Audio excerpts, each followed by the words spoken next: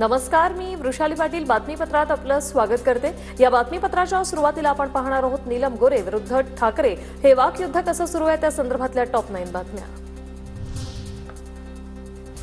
नीलम गोरेंनी असं वक्तव्य संमेलनाच्या व्यासपीठावर करण्याची गरज नव्हती। त्यांचं वक्तव्य मूर्खपणाचं आहे। गोरेंना 4 टर्म कशा मिळाल्या सगळ्यांना माहिती। शरद पवार यांचा निशाणा, तर स्वागताध्यक्ष म्हणून माझ्यावर जबाबदारी टाकायची असेल तरी हरकत नाही, पवारांचं वक्तव्य। साहित्य संमेलनातील राजकीय चिखलफेकीला पवार साहेबही जबाबदार, त्यांनीही या प्रकरणात निषेध केला पाहिजे। शरद पवार गप्प कसे राहू शकतात? संजय राऊत यांचा पुन्हा एकदा शरद पवारांवर थेट आरोप। माझा आवाज त्यांच्यापर्यंत जाईल त्यानंतर ते बोलतील असंही केलं होतं वक्तव्य। माननीय शरद पवार साहेब, हा जो राजकीय चिखलफेक जी झाली आहे त्याची जबाबदारी शरद पवार साहेब सुद्धा झुडकारू शकत नाहीत। ज्या प्रकारचे कार्यक्रम ठरवण्यात आले आणि जी राजकीय चिखलफेक झाली ते सुद्धा तितकेच जबाबदार आहे। पवार साहेबांनी निश्चित मी कोणाचा सत्कार करावा आणि कोणाचा नाही यासाठी परवानगी घ्यावी लागत असेल तर यापुढे लक्षात ठेवेन। शरद पवारांचा संजय राऊतांना टोला। मी कोणाचा सत्कार करायचा नाही, याला इतकी परवानगी घ्यावी लागत असेल तर हरकत नाही, मी लक्षात ठेवेन। साहित्य संमेलनात बोलताना मर्यादा पाळायलाच हव्यात। साहित्यिकांनीही पार्टी लाईन्सवर बोलताना मर्यादा पाळणं गरजेचं। नीलम गोरेंच्या वक्तव्याबाबत विचारलेल्या प्रश्नाला फडणवीसांचं उत्तर। साहित्यिकांना वारंवार असं वाटतं की राजकारणी हे आमच्या स्टेजवर येऊ नयेत, मग त्यांनी देखील पार्टी लाईनवरचे जे कमेंट्स आहेत हे कमेंट्स करणं हे योग्य नाही आहे। त्यांनीही मर्यादा पाळायला पाहिजे असं।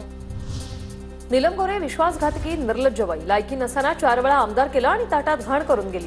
आरोपांवर उत्तर देताना संजय राऊतांचा संताप। निर्लज्जबाई आहे, निर्लज्ज नमक हराम। बाळासाहेब ठाकरेंनी प्रश्न केला, हे कुठलं ध्यान आणलंय पक्षात बाहेरचं आपल्याला शिव्या घालणारं आयुष्यभर? तरी आता काही लोकांच्या मर्जी खातर त्या आल्या गेल्या, 4 वेळा आमदार झाल्या आणि जाताना ताटामध्ये घाण करून एखाद्या महिलेला निर्लज्ज म्हणताना लाज वाटत नाही का? महिलांचा अपमान करण्याचा अधिकार तुम्हाला नाही। नीलम गोरेंवरील राऊतांच्या टीकेनंतर शिरसाटांचं प्रत्युत्तर। का बाईला निर्लज्ज म्हणतोस? लाज नाही वाटत?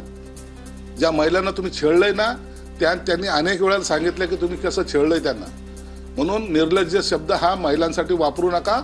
महिलांचा अपमान करायचा अधिकार तुम्हाला नाही।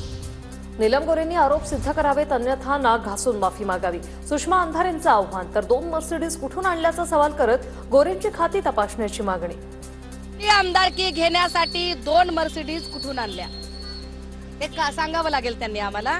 त्यांनी त्यांचं म्हणणं सिद्ध करावं लागेल, ते कोर्टात सिद्ध करावं लागेल, अन्यथा नाक घासून माफी मागावी लागेल। नीलम गोरेंवर राज्याने हक्कभंग आणायला हवा। लक्षवेधी लावायला त्या किती पैसे घेतात विचारा। माझ्याकडे सगळी माहिती आणि माझ्यावर हक्कभंग। संजय राऊतांचा गोरेंवर जोरदार हल्लाबोल। महिला असल्या म्हणून काय झालं?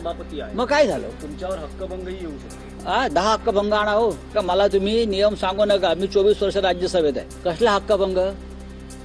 खरं म्हणजे महाराष्ट्राने या बाईवरती हक्कभंग आणला पाहिजे। विश्वास संजय राऊतांचे अतिशय खालच्या पातळीवर आरोप, त्यांना भर रस्त्यात जोडाने मारलं पाहिजे। नरेश मस्केंचा हल्लाबोल, तर राऊतांनी महिलांनी त्यांना वठणीवर आणलं पाहिजे।